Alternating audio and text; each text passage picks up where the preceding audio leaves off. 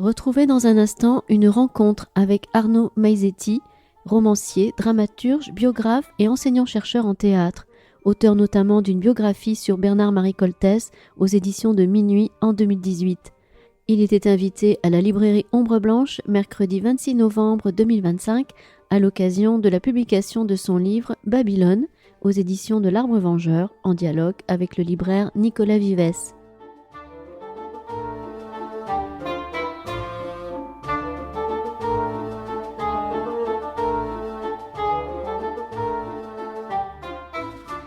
Bonsoir à tous, bonsoir à toutes. Arnaud Maizetti, merci d'avoir accepté notre invitation ce soir pour venir parler de votre troisième récit publié aux éditions de l'Arbre Vengeur qui s'appelle Babylone. Après un livre sur la figure de Saint-Just et de la Révolution française, c'était en 2000... je n'ai pas noté. Très bien, vous suivez.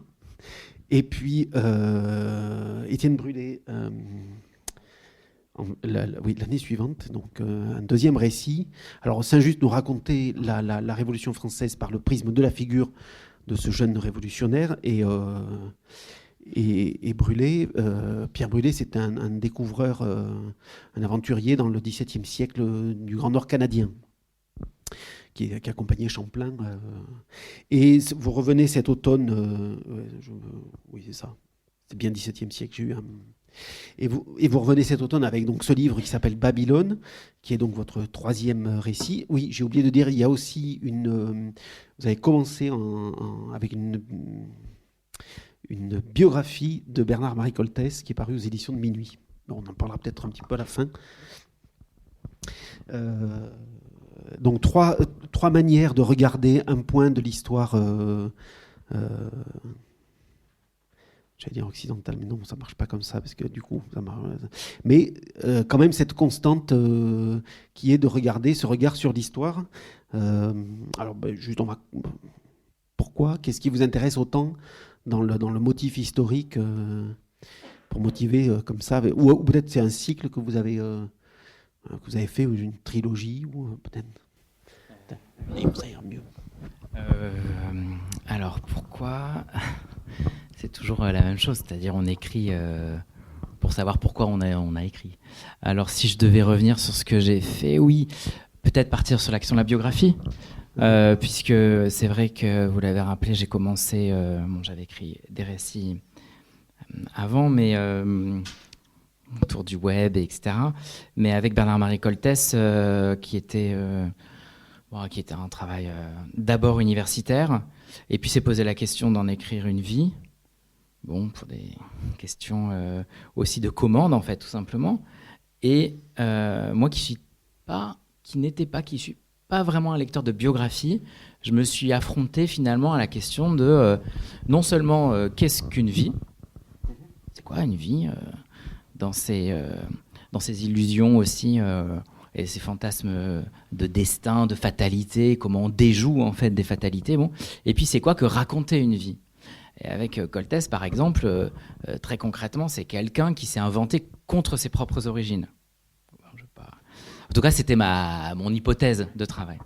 Comment il s'est inventé contre lui, contre ce qu'on fait de lui, contre ce que le monde fait de nous.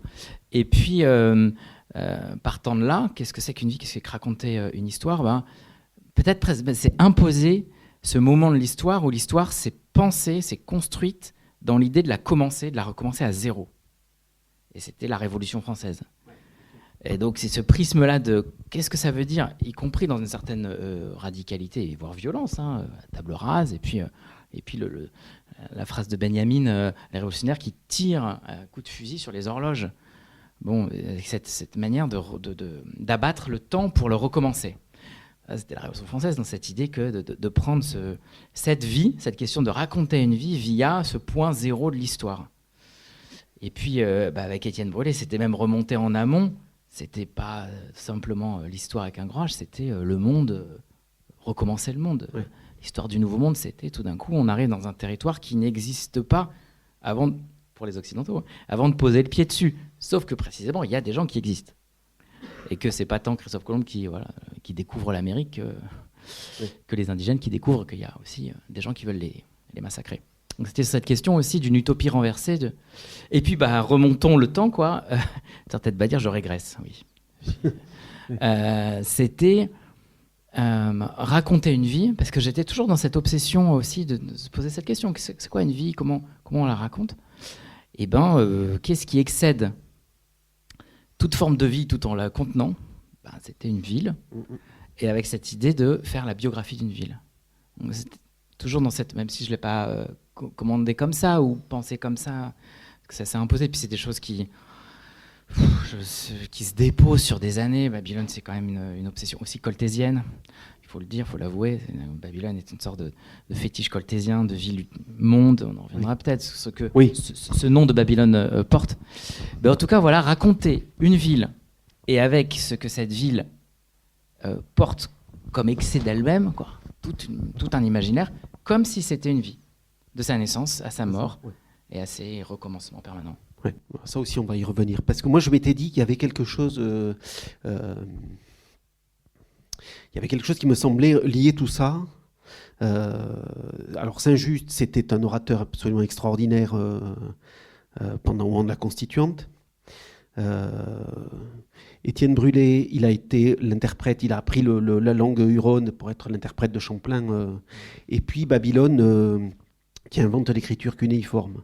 Il y avait quelque chose sur ce rapport de qu'est-ce que c'est qu'aussi de transmettre, d'inscrire et de transmettre, qui unifie un petit peu aussi ces trois vies. Je m'étais dit qu'il y avait quelque chose peut-être à voir avec ça. Oui. Parce qu'il me semble qu'il n'y a pas, en tout cas tel que peut-être je me trompe, mais il n'y a pas de livre qui ne s'affronte pas à la question de son écriture. C'est notre travail. Après... Moi, je ne suis pas sociologue, je ne suis pas historien, désolé, je ne suis pas historien, je ne suis pas sociologue, je ne suis pas... Bon. Et j'essaye d'écrire avec ce que je possède seulement, qui sont les mots. Et donc, travaillant sur ce que je disais, par exemple sur l'action de l'histoire, alors on me pose la question, pourquoi pas Robespierre, pourquoi pas Marat, pourquoi pas... Et il se trouve que l'endroit où la Révolution s'est nommée, où elle a choisi son instrument lyrique, comme on dit, comme certains historiens l'ont dit, mais comme je le pense profondément, l'instrument lyrique, c'est-à-dire cet endroit, plutôt que cet homme, par quoi la Révolution s'est dite, s'est nommée, s'est articulée, et même s'est rendue possible, en détail, mais sans quoi elle s'asséchait, et elle s'est justement asséchée. Et donc c'était Saint-Just. Donc l'action de l'écriture ou de la verbalisation, la nomination des choses. Alors pour Brûlé, pareil, c'est quelqu'un qui était le traducteur. Il était analphabète, mais il a appris, c'est sans doute le premier occidental européen à avoir appris les langues indigènes. Et il en a appris, il connaissait bien le Wendat, l'Huron, et il en connaissait peut-être d'autres. Et donc cette question de la traduction, de passer d'une langue à une autre, c'est aussi le travail, il me semble, de la littérature, de l'écriture. Et puis Babylone, comme vous l'avez dit, c'est le lieu dans l'histoire, a priori à l'état actuel des connaissances, en tout cas la Mésopotamie, où s'est inventée l'écriture. L'écriture cunéiforme et puis l'écriture syllabique. Il y a plein de civilisations qui n'ont pas connu l'écriture. Il y en a d'autres qui ont été, qui ont fabriqué un langage écrit quelques siècles plus tard. Mais en tout cas, en Mésopotamie, c'est la première fois où on a fait cette chose très, très bizarre de fixer dans la matière des signes qui désignent autre chose que les signes eux-mêmes. Donc évidemment Babylone pour cette question d'écriture. Et donc ça me permettait, ça m'a imposé de m'affronter à ce qu'on fait quand on écrit. Tracer des signes pour dire autre chose que les signes eux-mêmes. Puis il y a ça aussi. Alors, est-ce qu'on peut lire... si on considère qu'on va le lire comme une trilogie, en attendant peut-être d'un quatrième volume, parce qu'on va d'une vision très macro sur une personne, puis sur un lieu, puis sur une dimension. Parce que Babylone, il faut bien comprendre que on couvre quasiment 4000 ans d'histoire. Non, peut-être pas autant, mais 3500 ans d'histoire. Il y a aussi un regard comme ça qui... j'ai l'impression que plus vous avancez, plus vous allez... plus vous osez prendre des sujets plus vastes. Ouais, c'est aussi parce que c'est sans doute cumulatif l'écriture et qu'il y a une sorte de force d'entraînement et qu'il me semble encore une fois on réfléchit, je crois pas qu'on réfléchit comme ça, mais quand même si je me pose, je me dis que chaque livre contient le précédent ouais. et que Brûlé portait déjà quelque chose d'une sorte d'utopie révolutionnaire. C'est comme si Brûlé était successeur de Saint-Just, enfin, vraiment dans une sorte d'histoire à reculons, mais ça, il portait comme ça l'utopie d'une histoire commençante. Et Babylone elle-même porte, parce que bon, quand on prononce le nom de Babylone, on entend la ville maudite, on entend, c'est comme ça que c'est né aussi, une sorte d'insulte où on désire voir la puissance de la domination s'effondrer pour rendre possible d'autres mondes. Ça que porte aussi le monde Babylone politiquement. Et donc, ça porte aussi Saint-Just. Et ça porte aussi Brûlé dans aussi la traduction d'une langue à une autre et le désir d'un autre monde. Donc ouais, c'est sans doute cumulatif. Et puis c'est aussi le besoin, le désir, je crois, de faire toujours des livres différents. Enfin, chaque livre, j'espère, mais bon, épuise, brûle sa propre matière. Et puis on accomplit cette matière en la brûlant. Et puis une fois qu'elle est incendiée, il faut reprendre à un autre endroit et surtout pas refaire et de la même chose, de la même manière. Parlons de la matière. Alors comment, parce que j'imagine que ça va être monumental la matière de Babylone pour ces 3500 ans d'histoire. Parce que le livre, on part de Sargon, des origines de la ville, et puis on avance comme ça dans le temps. Il y a, vous écrivez les redécouvertes des archéologues au XIXe siècle et de comment on met à jour, alors Babylone, on ne savait presque pas où c'était en réalité, parce que c'est une ville qui se détruit, qui passe son temps à se détruire. Hein. Comment vous êtes parti de quoi comme documentation, comme base Est-ce que c'est phénoménal moi j'ai l'impression que c'est énorme. Oui, je pense que j'ai pas épuisé la chose et que les assyriologues, s'ils tombent sur ce livre, ils vont se dire bon. Mais justement, je ne suis pas historien et j'essaye de trouver une manière de raconter cette ville, comment elle nous a été transmise aussi cette ville. Et donc j'essaye de raconter à la fois, ça c'est un peu le pari, hein, l'hypothèse, l'histoire réelle de cette ville. Donc, un peu en gros à 30 km au nord de Bagdad aujourd'hui, avec ces structures urbaines, sociales, la suite de les dynasties, les rois, etc. Donc ça, j'essaie de faire ce travail-là. Et là, pour le coup, il y a des assyriologues qui sont très... c'est magnifique, Jean Bottero, je pense... Je sais pas combien vous en vendez, mais c'est hyper beau à lire, tout simplement dans sa langue, dans sa manière de déplier cette histoire inconnue. Bon, donc il y a des assyriologues sur lesquels moi je me suis appuyé, comme Bottero, comme Dominique Charpin aussi, qui a des cours au Collège de France que j'ai suivis, même si c'est très érudit au sens où ils tentent de traduire, etc. Et puis j'essaye d'écrire aussi. Il y a cette histoire-là, puis il y a une autre histoire de Babylone, l'histoire imaginaire. Tramée dans des fictions qui constituent en fait Babylone autant que la Babylone réelle. Donc la Babylone écrite dans la Bible, par exemple, et là pour le coup la matière c'est simplement la Bible, de voir les images que construisent les prophètes de l'Ancien Testament, et puis de voir qu'est-ce qui est charrié dans ces mots. Donc là c'est un travail presque de rêverie, hein, simplement. Donc la matière elle est purement imaginaire, même s'il n'y a rien de fictif. Ou de fictionnel dans ce texte. Et l'autre chose, c'est de raconter, vous l'avez dit, donc il y a 3 histoires qui s'entrelacent de cette manière, ce qui me pose des problèmes dans la construction, mais bon, de raconter comment nous est venue cette ville par la découverte de l'écriture, parce que c'est une ville qui a été donc... C'est pas qu'elle a été oubliée, on savait toujours qu'il y avait une Babylone qui traînait dans ce coin-là, même quand on n'y allait plus, au Moyen-Âge... On n'allait plus dans ces territoires-là, puis on y retournait à la Renaissance. On savait qu'il y avait cette ville-là, ce nom-là n'a jamais cessé d'exister. Par contre, cette langue a disparu pendant presque 2000 ans.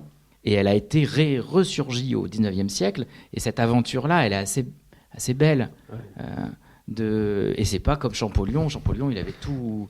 C'était facile, si je peux dire. Il avait la pierre de Rosette, tout était livré clé en main, quoi. Il y avait la langue, sa traduction.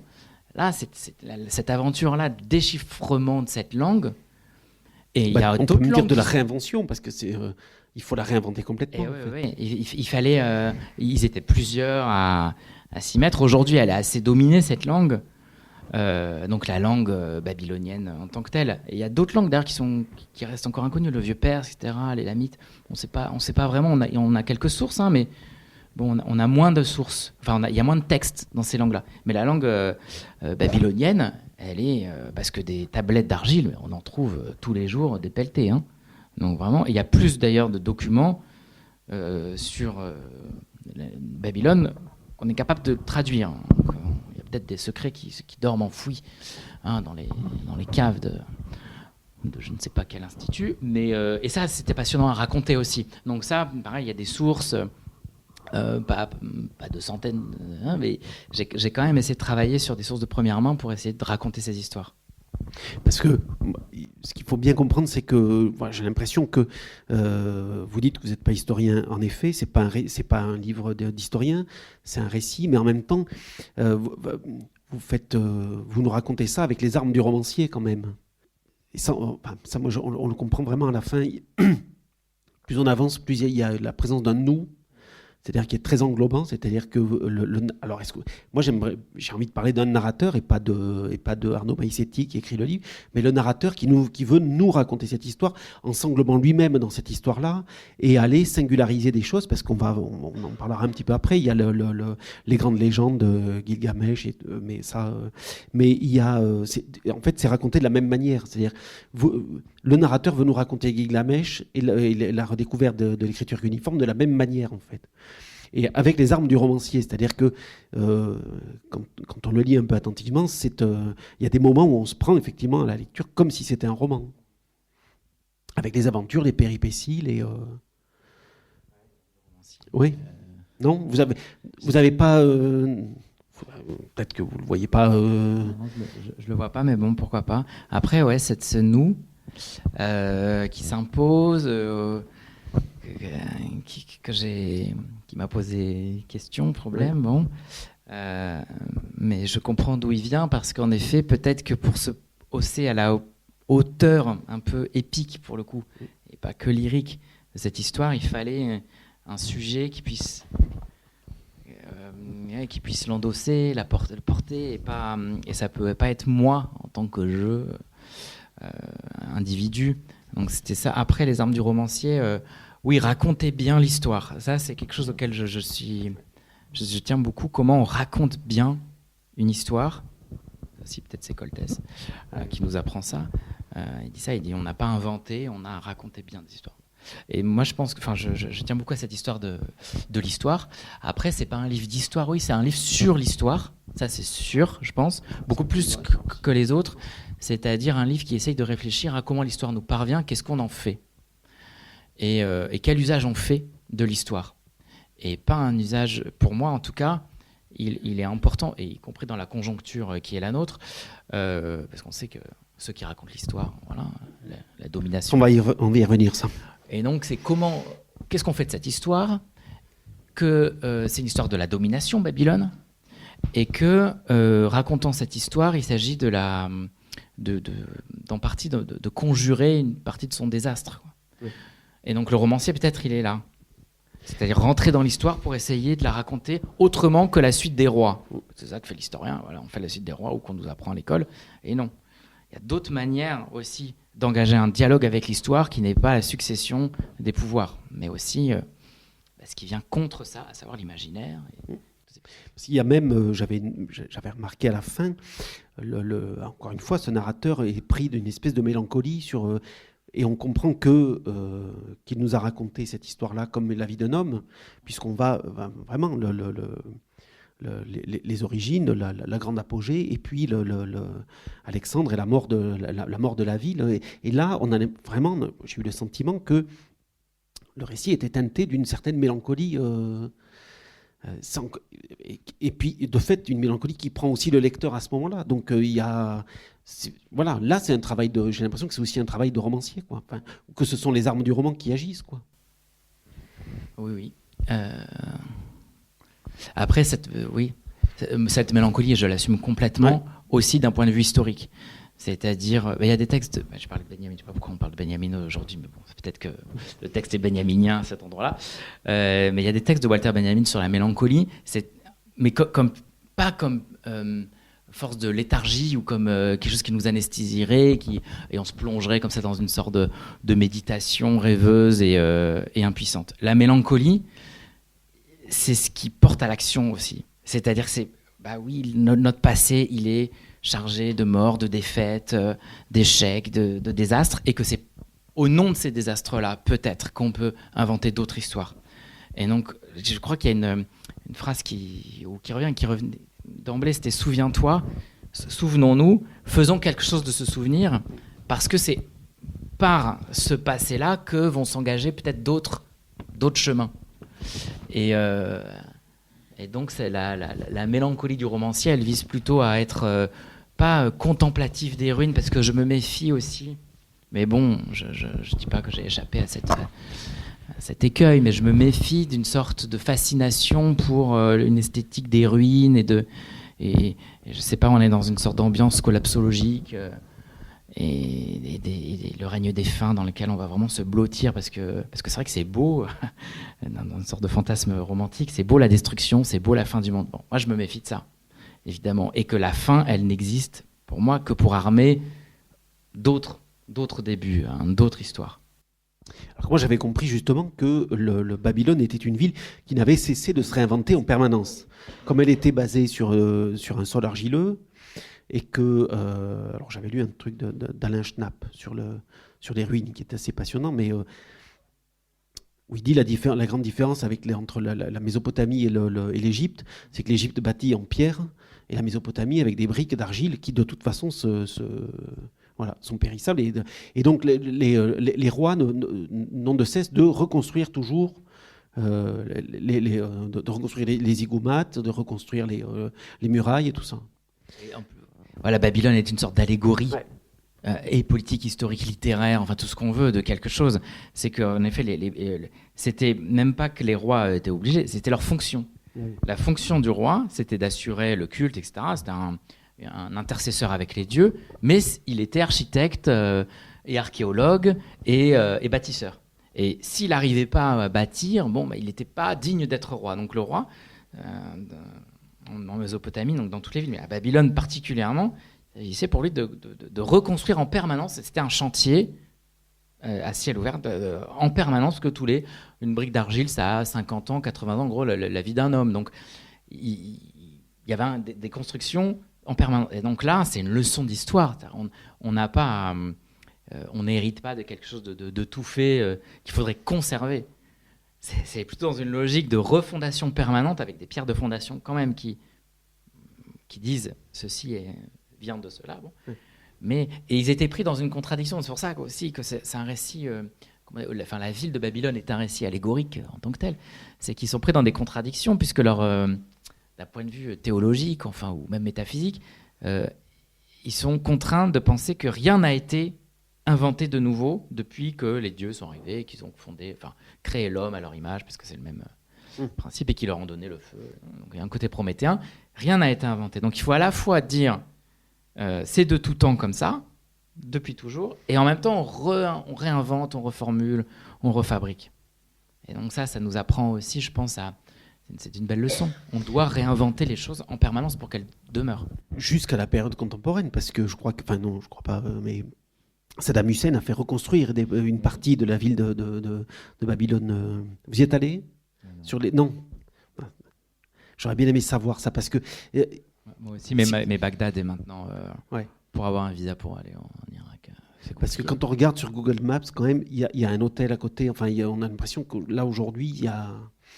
Oui, alors... il y a du tourisme qui est possible. Quand même, un tourisme... les archéologues, ils reviennent un peu, même s'ils fouillent... Puis il y a des choses aussi en Syrie qui se passent, qui ont été compliquées pendant des années, et il y a de nouveau des fouilles qui sont faites. Mais non...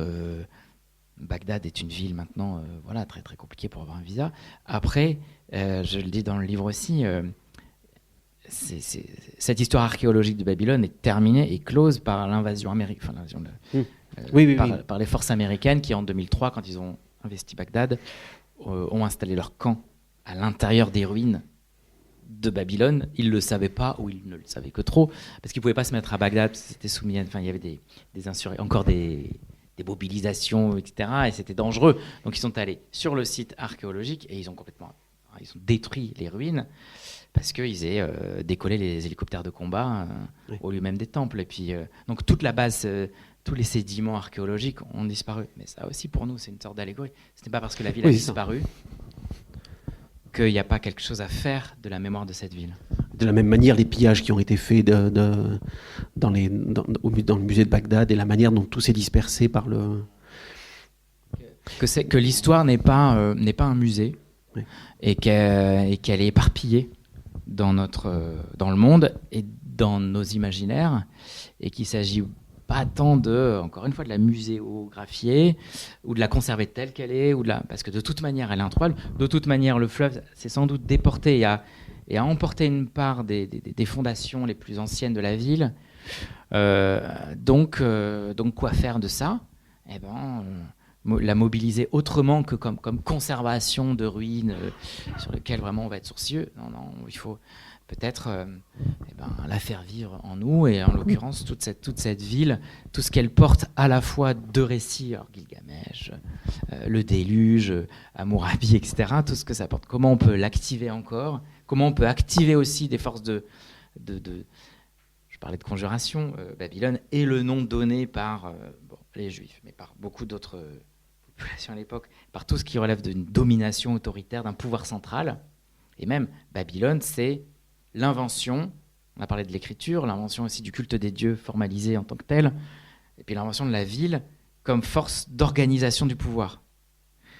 Et ça aussi, c'est d'une grande leçon, c'est-à-dire comment est-ce que ce nom-là, il peut nous donner des forces pour conjurer tout ce qui relève d'une autorité violente, puissante, cruelle. Parce que paradoxalement, c'est aussi là aujourd'hui, depuis la fin du 19e siècle, c'est aussi la ville. Babylone, c'est l'expression de la corruption du pouvoir et de la ville.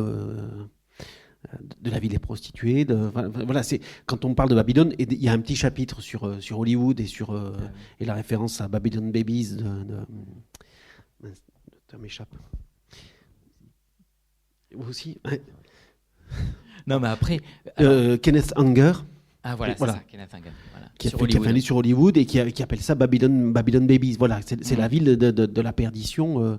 Alors ça, c'est quelque chose qui s'est fabriqué plus dans le XXe siècle. Alors c'était déjà dans les textes bibliques. Hein. Oui. Dans les textes bibliques, Babylone, ça revient mais des centaines de fois le nom de Babylone, parce que le peuple juif a été déporté et soumis à l'esclavage à Babylone, et donc beaucoup de textes, donc le livre de Jérémie par exemple. Cette histoire elle est passionnante aussi, parce que certains prophètes certains juifs sont restés dans la Jérusalem. Détruite, mais ils n'ont pas voulu, parce qu'ils ont eu le choix quand même, ils n'ont pas voulu se soumettre non, c'est le contraire, pardon. Ceux qui sont restés à Jérusalem étaient soumis à l'occupant, et ceux qui ne voulaient pas collaborer d'une certaine manière avec la puissance étrangère ont été déportés en esclavage. Et ces gens-là, ceux qui ont été déportés en esclavage, il y a eu toute une littérature, c'est des livres saints, mais on va dire toute une sorte d'écrits, une série d'écrits, où le nom Babylone, c'est Babylone, on annonce ta destruction, et ça devient le signe même de ce contre quoi l'émancipation se pose. C'est-à-dire la puissance d'émancipation, elle fait surgir un adversaire, une adversité, qui est Babylone. C'est-à-dire le pouvoir, la centralité, mais c'est même pas que la mécréance ou le refus de Dieu, c'est vraiment un pouvoir qui a servi. Donc c'est pour ça ensuite que dans le reggae, on va récupérer ce nom de Babylone pour parler aujourd'hui du capitalisme ou de toute puissance qui a servi. Et après, quand on écrit un livre, je l'ai écrit sur plusieurs années, mais je l'ai porté pendant quelques... on devient paranoïaque. C'est-à-dire que tout parle de Babylone. Oui. Voilà, tout. La moindre chanson, tout, c'est... Et donc, on tombe sur tel film qui s'appelle Babylone, donc j'ai épargné à mon éditeur plusieurs chapitres qui faisaient feu de tout bois, parce que la moindre... Beaucoup de choses portent le nom de Babylone. Alors encore aujourd'hui, je discutais avec un ami, puis le lendemain il dit d'ailleurs, je viens de tomber sur un truc. Bah oui, évidemment, un cocktail Babylone, une bière Babylone. c'est comme si Babylone était devenue une sorte, pas de marque au sens mercantile, mais de signe qui désigne quelque chose. Mais quoi? Voilà, ce livre essaye de répondre à cette question.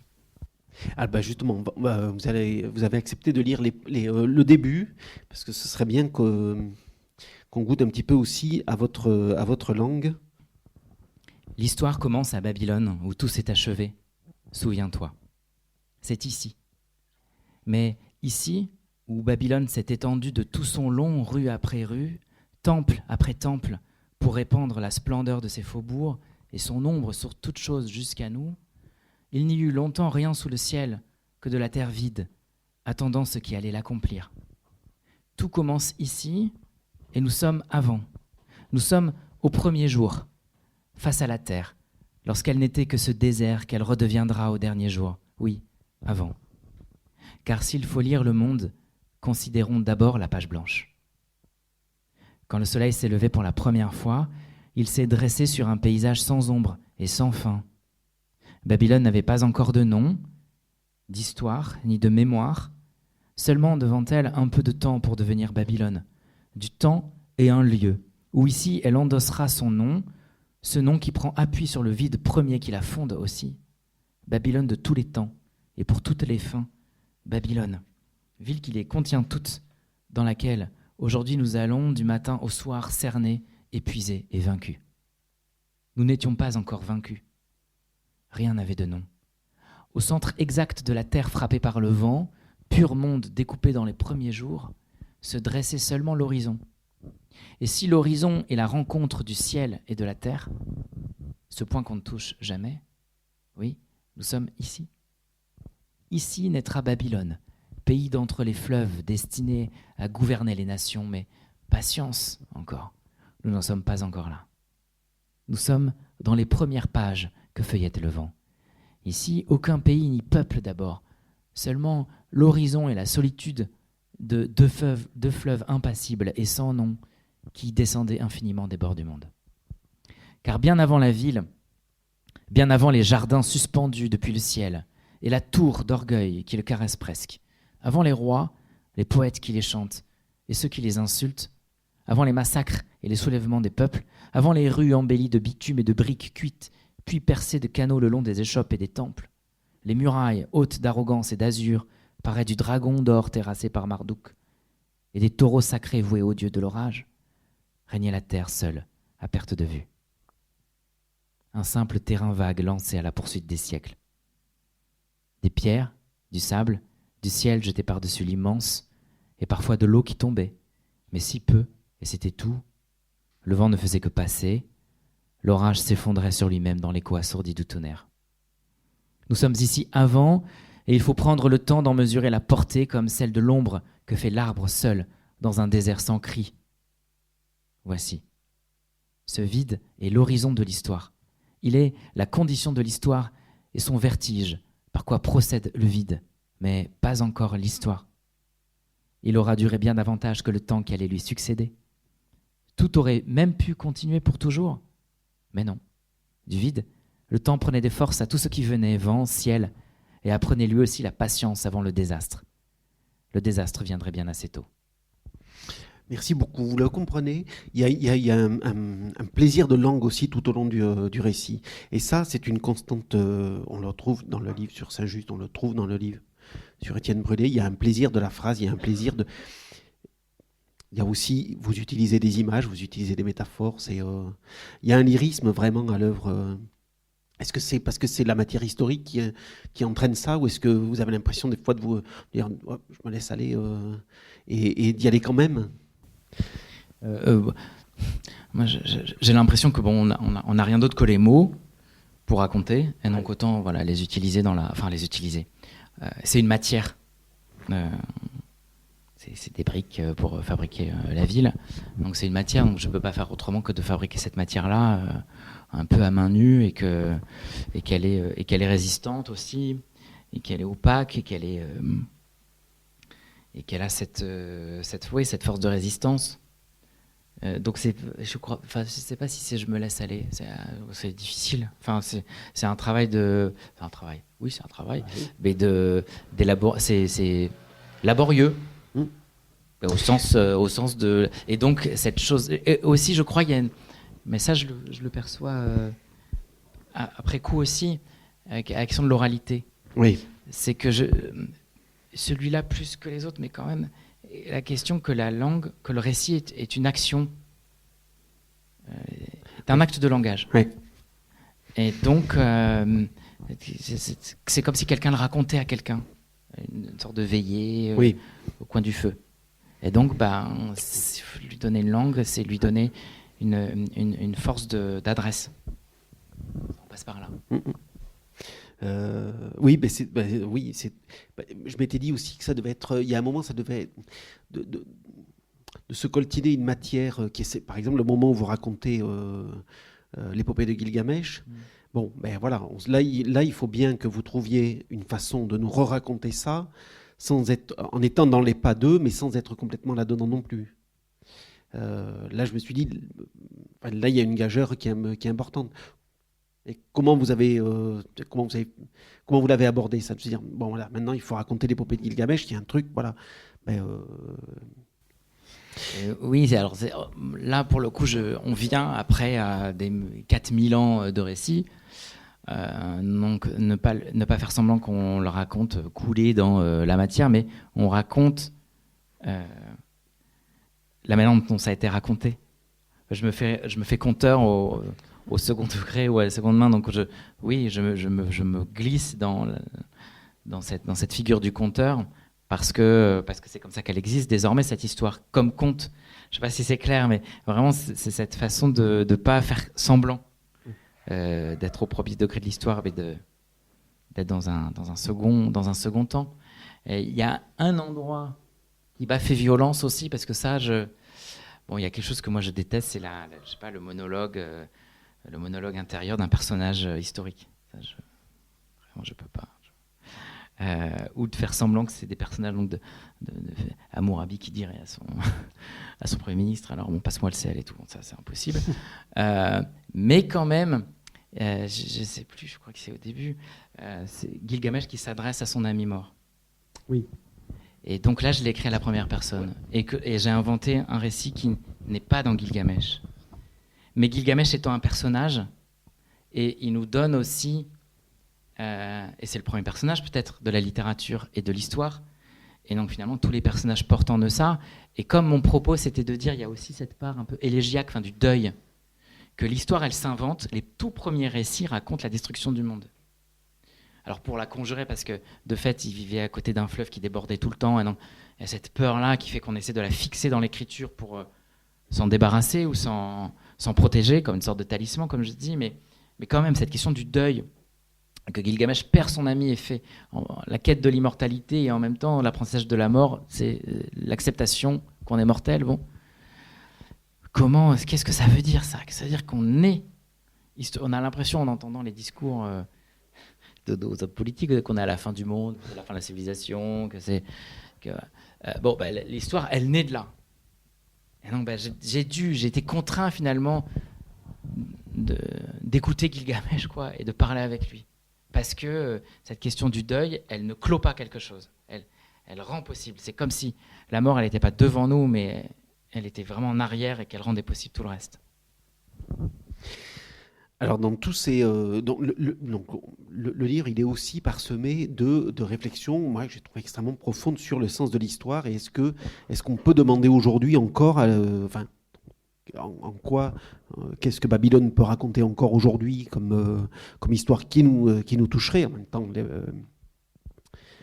Gilgamesh ou Nabucodonosor, enfin voilà, ou Alexandre, les retours du roi dans les cités.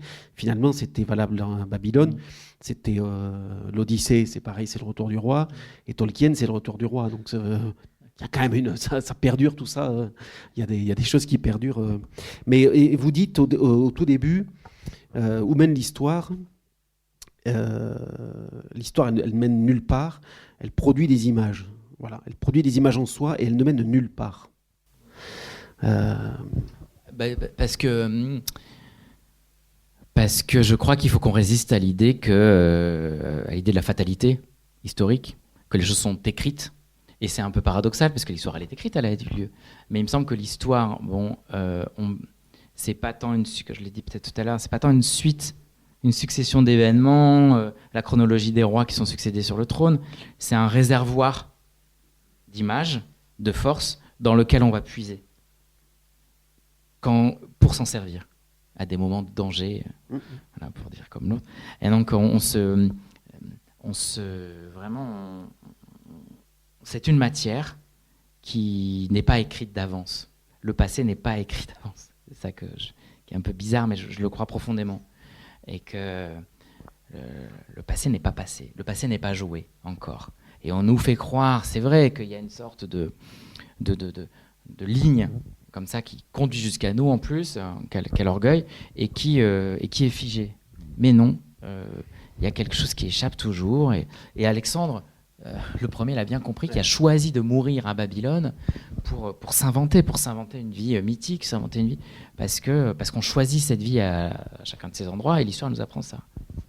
Vous dites au tout début, c'est pour prolonger, l'histoire ne donne raison aux tyrans que parce qu'ils l'écrivent ou tiennent le fouet sur le dos du scribe qui la compose. Ça aussi, cette idée que l'histoire elle est écrite par les vainqueurs. Voilà, c'est un lieu commun dans lequel pourtant on est complètement captif. Enfin, on est esclave de ça. Et donc, je pense écrire a toujours à voir avec la manière dont l'histoire s'est écrite. Et on écrit contre ça, contre les histoires. Enfin, je crois, si on est en tout cas, si on postule qu'il y a une émancipation possible et qu'on travaille pour l'émancipation quand même, voilà, travailler contre l'histoire. Et qu'elle est versatile aussi, l'histoire. Parce que ça, c'est vers la fin. Mais du coup, vous en avez un peu parlé tout à l'heure avec Saint-Just. Mais je voudrais juste lire ce petit paragraphe.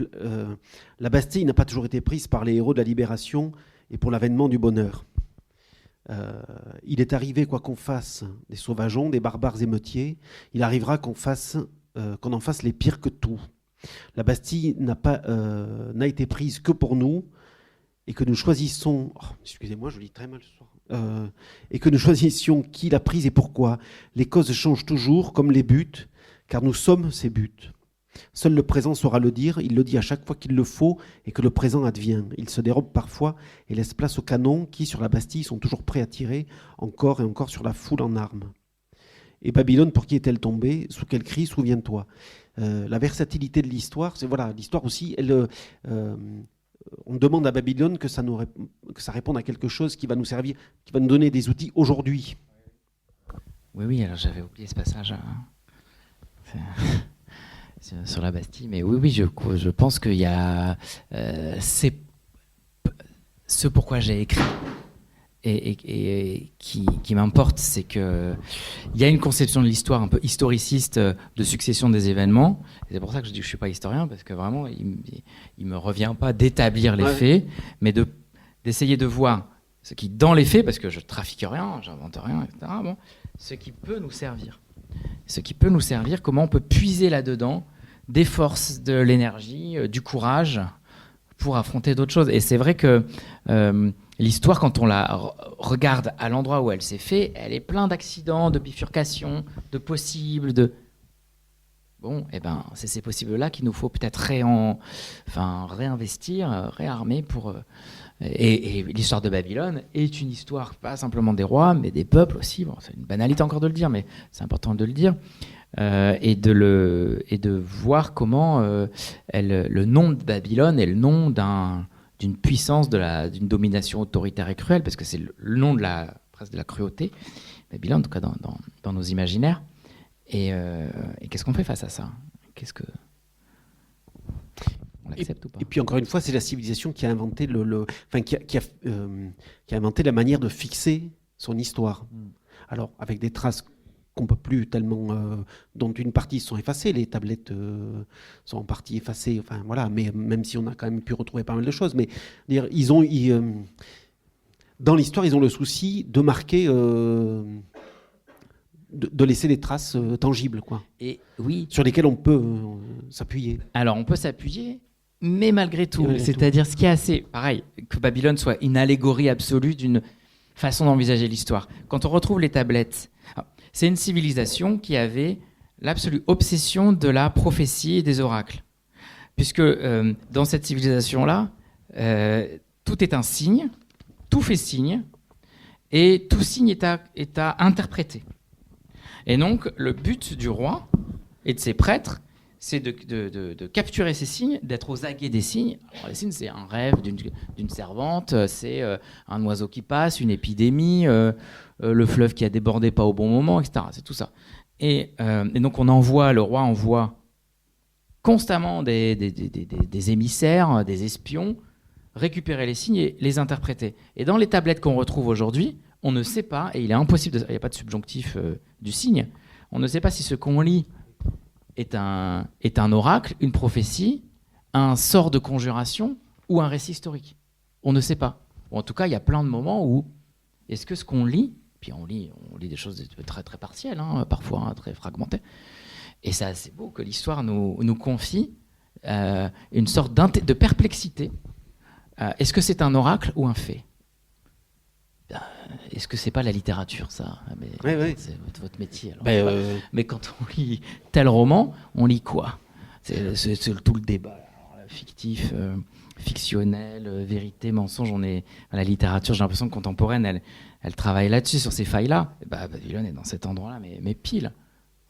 C'est un emploi fictif. Il y a du vrai argent qu'on touche avec l'emploi fictif, non ? Voilà. Oui, il y a quelque chose que vous dites à un moment sur l'épopée. Donc ça, c'est dans la partie sur Gilgamesh. L'épopée est rendue immortelle par l'écriture. Vous dites, l'épopée naît à chaque fois qu'on la chante. La mort est vaincue. Mort qui n'est qu'une fable mensongère que le poème venge. Ça, je trouve que c'est très fort parce que c'est aussi l'inactualité actuelle, ou l'actualité inactuelle la manière dont perdure la littérature et la manière dont perdure l'épopée de Gilgamesh. Oui, alors mais de nouveau, c'est très très concret. Et c'est pour ça que Babylone est un miracle pour moi. C'est-à-dire que les gens portaient sur eux des pierres gravées, ou des tablettes gravées avec des récits. Et si on le portait, ce récit, donc un des récits, alors c'était pas tout à fait Gilgamesh, c'est un poème de la création qui décrit une dévastation. Bon, je passe les détails. Mais si on le porte, alors on peut repousser le mauvais sort, en gros, les maladies, etc. Et est-ce que c'est pas aussi la tâche de la littérature, c'est-à-dire de venger ? Moi, je pense alors pas se venger personnellement des mauvais traitements qu'on aurait subis. Bon, ça c'est un peu mesquin. Mais c'est venger l'histoire. C'est écrire une contre-histoire qui puisse dire une autre histoire est possible et elle est peut-être encore possible. Et cette histoire c'est un mot que j'utilise beaucoup en ce moment, peut-être un peu trop, mais bon, de la conjuration, que la littérature conjure quelque chose et déblaye un chemin pour. C'était très très concrètement la fonction de certains textes de la littérature mésopotamienne. Il y a donc 2000 ans avant Jésus-Christ. Et ça, c'est un fait concret. Et pourtant, c'est une allégorie. Ouais. Alors ça, il a fait une très belle distinction à un moment de la différence entre la trace et le signe. Ah oui. Vous vous souvenez ? Non ? Je lis alors. On a dit pas de question piège. Non. La trace et le signe. Oui, alors le signe, c'est quelque chose. Le signe, c'est la matérialité de quelque chose. Et la trace, c'est ce qui a été laissé, mais qui laisse une absence. C'est les griffes d'un ours sur un... Diane Brûlé. Les griffes d'un ours sur un arbre, c'est l'ours, mais par son absence même. C'est pas un foulard déposé sur un arbre, justement. Ou là, c'est un signe qui dit que c'est là le chemin. Et c'est vrai que la littérature, elle est dans cette interrogation-là. Est-ce que c'est une trace, c'est-à-dire la matérialisation d'une absence ? Et le langage, c'est ce qui s'est retiré de la parole, le langage écrit. Mais c'est aussi le signe matériel de quelque chose. Ce qu'on disait tout à l'heure quand j'ai lu cette question, je pense que le langage, l'écriture résiste. Et donc, alors des fois on dit c'est un peu difficile quand même. Non, c'est peut-être difficile. Mais la résistance du langage, la résistance, si je me souviens de mes cours de technologie de collège, c'est ce qui fait passer le courant aussi. Et donc si le langage résiste, c'est aussi parce qu'il permet de convertir une énergie en une autre. Donc Tracy, on est à cet endroit-là d'ambiguïté et en même temps de fécondité de la. Parce que ça comble une absence. Oui. Et que cette absence-là, alors de nouveau, mais je réfléchis à voix haute, est-ce que c'est pas le but, enfin le rôle, la fonction de la littérature de faire naître un manque, à savoir que notre histoire, elle est présente, elle est lamentable, voilà, et qu'il nous manque quelque chose, et d'éveiller le désir d'autre monde que celui-là. Il y a d'autres mondes, et il est dans celui-ci. La phrase de Apocryphe d'Éluard. Et c'est peut-être Babylone, l'autre monde qui est dans celui-ci, c'est-à-dire un monde qui a besoin d'être détruit pour être rendu autre. Notre besoin d'histoire est impossible à rassasier. Ah oui. Peut-être qu'on peut faire circuler le micro s'il y a des questions. En fait, vous avez une vision, je dirais, transversale de l'histoire, qui va du mythe, du fantasme, dans les événements que vous décrivez, enfin en tout cas en ce qui concerne Babylone, qui va du mythe, du fantasme de Babylone jusqu'à la réalité étant l'histoire dans sa chronologie, on a l'impression, enfin j'ai pas lu le livre, mais je vais le faire. Enfin, c'est un peu l'impression que vous me donnez, c'est-à-dire et ce qui est intéressant, si vous voulez, finalement, dans les récits historiques, puisque ça en est quand même ce qui est intéressant, si vous voulez, c'est de parcourir autre chose que ce qu'on a appris d'abord, déjà. C'est-à-dire, tout l'aspect fantasmagorique du personnage ou de la ville en ce qui concerne Babylone. Tout ça, c'est bon. Enfin, pour moi, je le vois comme ça. Mais parce que il me semble qu'il n'y a pas une distinction entre la réalité et l'imaginaire, mais que la réalité est fabriquée d'imaginaire. La réalité, elle porte une part d'imaginaire. Et quand on prononce le nom, j'ai fait le test auprès de certains amis, alors si je dis Babylone, qu'est-ce qu'il y a dans ta tête quand je te dis Babylone ? Immédiatement, il y a des images qui se forment. Et c'est quand même Babylone. C'est-à-dire que c'est la réalité même du mot Babylone qui lui-même est surchargé de mythes, de fantasmes, mais ça fait partie de sa réalité. Et de nouveau, est-ce que c'est pas notre travail de non pas, mais c'était déjà le surréalisme, non pas séparer ce qui est de l'ordre de la réalité et de l'ordre de l'image, mais de dire que la réalité, elle est fabriquée d'images. Elle est tissée d'images, de préjugés, de représentations. Après, c'est travailler contre eux, avec eux, en conscience de ça. Et on est quand même aussi dans un monde où il y a une sorte de dictature du réel, je le dis comme ça, il faut regarder les choses en face, soyons pragmatiques, il faut regarder les chiffres. Quand même. Et d'ailleurs, l'essence de l'écriture, après moi j'ai découvert plein de choses, et je pense que s'il y a des savants parmi nous, vous allez me contredire et je serai ravi. Mais la grande théorie de l'invention de l'écriture, c'est que d'abord c'était un chiffre de compte. Oui. Et donc on compte les moutons, les chèvres, les cuves de bière, et puis le cygne s'émancipe. Puis le mouton, immédiatement, il devient un mouton ou une fable de mouton. Et quand on voit qu'aujourd'hui, la littérature sert beaucoup à chiffrer, à comptabiliser, une sorte de vengeance de la comptabilisation sur l'écriture, mais justement, est-ce qu'on n'a pas aussi à travailler à une émancipation du cygne et tout ça pour dire que le diktat du réel ou le trop de réalité, disait Annie Lebrun, je trouve ce livre assez formidable pour ça. Comment est-ce qu'on a... c'est pas un antidote au réel, mais c'est pas se réfugier dans un abri comme ça où on tient le réel à distance. C'est plutôt lutter contre ces forces d'écrasement. C'est le chapitre, quasiment le chapitre central. J'ai compté, c'est le chapitre 12. Donc il y en a, c'est quasiment au milieu. Ce chapitre qui s'appelle Lire Babylone, qui raconte ça. Voilà, comment ce que vous venez de raconter, et vous dites à un moment que c'est aussi que l'écriture vient aussi asseoir le pouvoir en place. C'est-à-dire que c'est aussi un moyen de maintenir les rivets bien serrés. C'est une des preuves que l'écriture, pour dater l'écriture, c'est quand pour administrer un très grand nombre d'habitants, même si il y a des civilisations, encore une fois, qui n'ont pas connu l'écriture, mais qui n'ont pas été gouvernées de la même manière. Mais bon, pour gouverner comme ça des masses énormes de paysans et pour organiser le cadastre des villes, on parlait, on se demande comment ça a été possible. Eh ben, par l'écriture, et donc ils ont eu besoin d'un langage fixe et fixé pour légiférer, pour organiser, pour structurer des populations. Et en même temps, l'écriture, elle doit jouer contre ça aussi. Cette force de l'écriture, c'est qu'on peut écrire des textes de loi affreux, et on peut aussi écrire des poèmes somptueux contre cette malléabilité de la chose, cette matière dont on parlait. C'est une puissance aussi de conjuration du réel.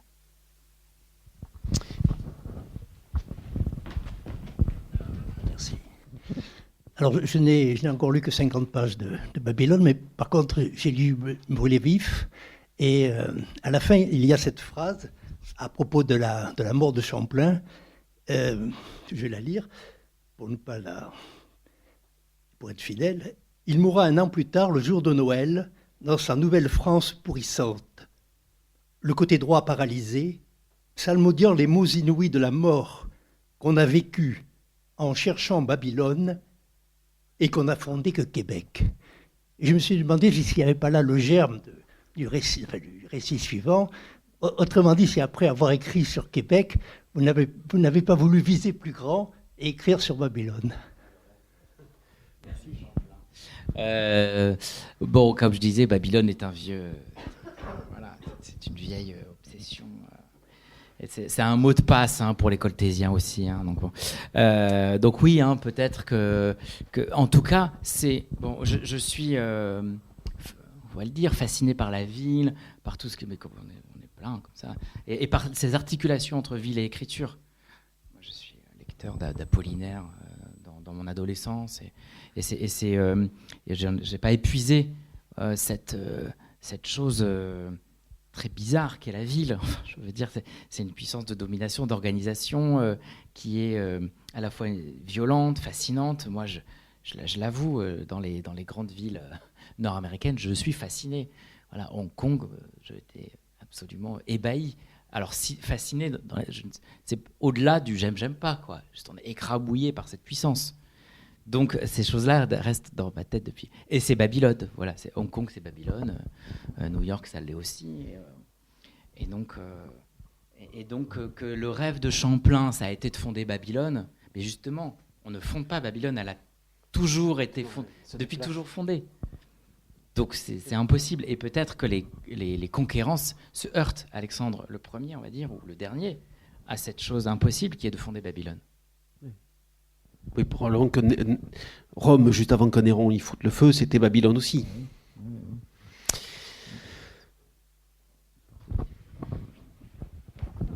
Merci. Oui, moi j'avais envie aussi de connaître un peu l'homme, parce que vous disiez il y a le narrateur et puis il y a l'homme. Dans le livret, il est dit que vous êtes enseignant-chercheur en théâtre. Donc j'avais envie de vous poser la question sur quoi vous cherchez, sur quoi vous travaillez, et est-ce que éventuellement ça a des connexions avec les ouvrages que vous avez écrits? Et oui, c'est vrai ça. Non, j'ai des vies parallèles qui ne se rencontrent pas. Si elles se rencontrent, oui, je suis enseignant-chercheur en études théâtrales. Donc j'enseigne l'écriture dramatique, en l'occurrence c'est la dramaturgie contemporaine. Mais alors, je me souviens, j'avais fait une rencontre sur Saint-Just à la Maison de la Poésie, et la personne qui m'interrogeait était revenue plusieurs fois sur le théâtre. Et puis j'ai dit non, mais c'est pas de théâtre. Et puis il avait relevé toutes les phrases où je parlais de théâtre. Et donc c'est vrai, la Renaissance était un théâtre avec des coulisses, des rôles, des personnages, des dernières répliques. Et sans doute que Babylone est une sorte de théâtre aussi. Et il se trouve que je travaille sur, peut-être aucun rapport avec Babylone, mais quand même, je travaille donc je cherche sur des questions historiographiques du théâtre. C'est en quoi le théâtre contemporain nomme notre présent. C'est ça ma recherche. Bon, et disant ça, on ne dit rien, mais sauf que justement, je suis en train de travailler sur une habilitation sur l'action de la conjuration. Que la scène conjure quoi, avec Sylvain Creusot, des auteurs de mon corpus de théâtre. Donc la question historique, elle est présente comme sujet de recherche. Par contre, c'est pas du tout les mêmes méthodes, voilà, ça c'est une vie clandestine que je réserve aux nuits d'insomnie. Et les ponts, je ne sais pas comment les faire autrement que dans des obsessions paranoïaques, comme je disais. Mais après, ce qui reste du théâtre, peut-être, mais je peux prendre au sérieux la question, parce que moi-même, je ne le sais pas, mais peut-être cette question de l'oralité dont on parlait. Bon, c'est vrai que je défends dans ma recherche une langue théâtrale singulière, parce que ni écrite ni orale, mais d'entre les deux.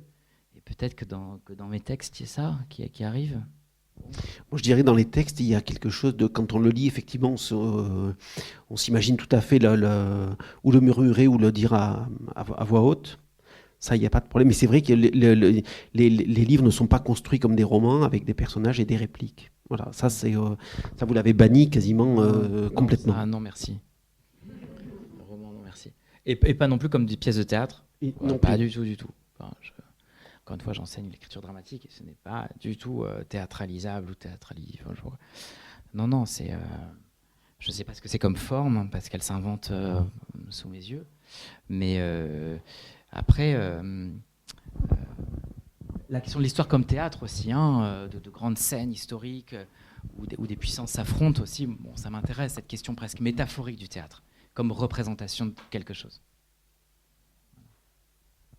Mais j'ai l'impression que, de ce que j'entends, de ce que vous dites, l'idée de Babylone, c'est au-delà aussi de l'histoire de cette ville, c'est aussi une ode à la littérature, et finalement, le lien avec le théâtre, il peut être présent à cet endroit-là aussi.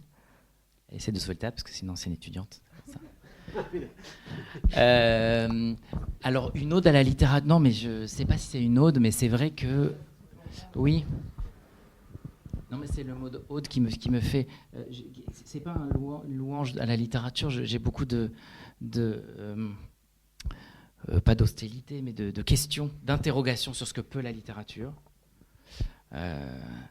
Et je ne sais pas, mais c'est vrai que, on disait au début, bon, quand on écrit, on n'a qu'une seule chose, c'est le langage, en l'occurrence l'écriture.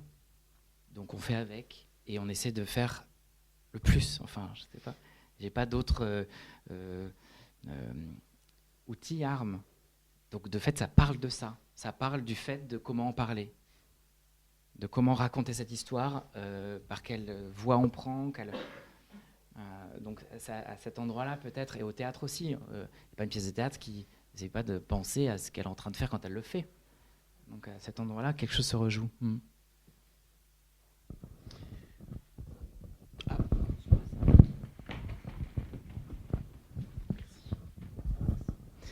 Oui, juste, je me trompe peut-être, mais vous avez parlé de théâtre, moi je parlerai aussi de poésie. Les amis autour de moi m'ont dit, mais c'est quoi ce bouquin? J'ai dit, c'est un objet littéraire non identifié, je n'ai pas su dire. Et par contre, je ne l'ai pas tout à fait terminé, mais comment? Ça se passe mal, hein, oui. Il meurt à la fin. Bon. Mais il est sauvé. Oui, voilà. Ouais. Mais par contre, à un moment, je ne saurais pas dire à quel moment, mais j'ai eu l'impression que j'étais en train de lire La légende des siècles. Et ça m'a, enfin, cette espèce de souffle poétique, enfin, moi, je l'ai perçu comme ça. Peut-être que je ne lis pas bien, mais c'est mon avis. J'ai relu la partie sur les jardins de Babylone de Hugo. Et bon, en fait, il met, vous voyez, vous l'avez relu récemment ou non? En fait, il met une espèce de, tu l'as relu, Françoise, récemment? Il met une espèce de narration au-dessus. Et en fait, c'est le même narrateur qui va passer toutes les merveilles. Voilà, ouais. Mais oui, parce que moi, je continue à penser qu'il y a vraiment beaucoup de lyrisme. Oui. Et que ça ne pose aucun problème. Enfin, moi, ça ne me pose pas le lyrisme, ça ne me pose pas dans le livre, parce que je crois qu'il pour faire revivre aussi, pour faire passer toute la gourmandise qu'il y a dans cette recréation d'une civilisation disparue, et il faut que ça passe par des excès aussi, et donc du lyrisme pour oser des images. Le lyrisme, oui. Bon, après, c'est une... je ne sais pas si je vais vous répondre directement, mais c'est une tentation, la poésie, contre laquelle je résiste. Mais voilà, comment je pourrais... Mais mal, peut-être. Voilà. Après... Mais pourquoi? Je ne sais pas. Alors, je vais répondre autrement. si j'ai, comment dire, quand j'entends le mot lyrisme, je me méfie aussi, mais j'essaie de réfléchir pourquoi je me méfie. Je me méfie si le lyrisme c'est, comment disait Barthes, c'est l'émoi central, l'effusion d'un émoi central. Donc ça, moi, j'ai beaucoup de mal avec ça. Voilà. Donc si c'est ça le lyrisme. Après, il y a d'autres manières d'envisager le lyrisme. C'est je suis le veuf, le ténébreux, l'inconsolé, le prince inquiété à la tour abolie. C'est-à-dire une pulvérisation, si je peux dire, d'un jeu qui endosse tout d'un coup le veuf et puis le ténébreux, puis l'inconsolé. Si le lyrisme c'est ça, le jeu est un autre. C'est-à-dire cette sortie du jeu sur autre chose. Alors oui, je veux bien être Gilgamesh, vraiment, mais même pourquoi pas être Alexandre. Le temps même où je le pose. Et pour mieux l'abandonner après, pour être le veuf, le ténébreux, l'inconsolé. Donc cette pulvérisation par le langage d'un jeu qui se dissout dans le monde, peut-être, je veux bien accepter ça. Et c'est ça le nous dans lequel... c'est ça le nous. Au fond. C'est ça. Vous avez dilué le jeu dans le nous et en fait le narrateur s'inclut avec le lecteur et puis pas que, avec tous ceux qui sont passés avant nous. Mais pour moi, le nous était plutôt une instance politique d'un commun qui se construit par rapport à un eux ou par rapport à un il impersonnel. Mais c'est vrai que ça peut être aussi... Mais peut-être qu'à notre génération, il incombe de faire d'une instance politique quelque chose de lyrique. C'est-à-dire trouver une langue pour reprendre possession du monde. Je pense que c'est possible, parce que ça nous... moi, j'éprouve aussi un manque lyrique, c'est vrai. C'est-à-dire d'une voix, d'une langue qui pourrait nommer précisément ce qu'il en est de nous. Donc peut-être c'est à cet endroit-là. Après, non, mais c'est pourquoi je me méfie. La tentation lyrique, la tentation de la poésie, c'est le joli sur lequel je suis... Voilà, comment... tout à l'heure, je parlais du refuge, de l'abri. Moi, je me méfie de ça, voilà. Mais peut-être qu'on peut fabriquer de la beauté autrement que dans la lâcheté. Voilà. Je suis assez persuadé de ça, moi. Ouais, non, il faut. Non. Ouais, je crois. Non ? Plus personne ? Bon, on va peut-être s'arrêter là. On va passer à une dédicace si vous avez envie ou un petit moment avec Arnaud. Arnaud, merci beaucoup.